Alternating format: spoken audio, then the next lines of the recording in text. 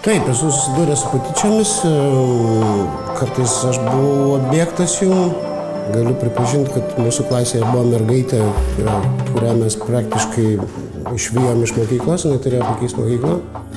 Klasė paprastai, kadangi susideda iš dalies žmonių, tai jinai elgiasi labai dažnai kaip koks visuomenės pjūvis. Tai yra, dalis yra aktyvių dalyvių, dalis tam nepritarinčių, tačiau tai nutylinčių ir dalis absoliučiai abejingų, pavyzdžiui. Tai aš buvau greičiausiai prie tų nepritarinčių, tačiau nutylinčių. Dėl to tu nenusiplauni rankų, nes tiesiog tu galėjai užsistoti.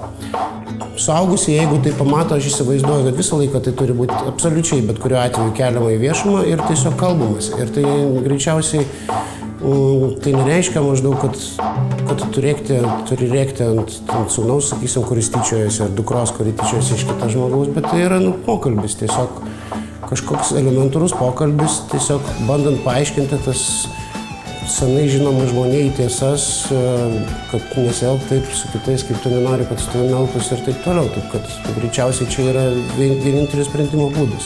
Šeimoje ir pedagogikoje matyt reikia aiškinti, kas šiaip yra buvimas tarp žmonių, ką reiškia mums būti kartu. Nes visi mes skirtingi, bet tiesą sakant, tik tada, kada išmokstam vienas kitą priimti, tik tada mes išvengiam karo ir tik tai šitaip mes pasiekėm kažkokį bendrą sveiką būdą.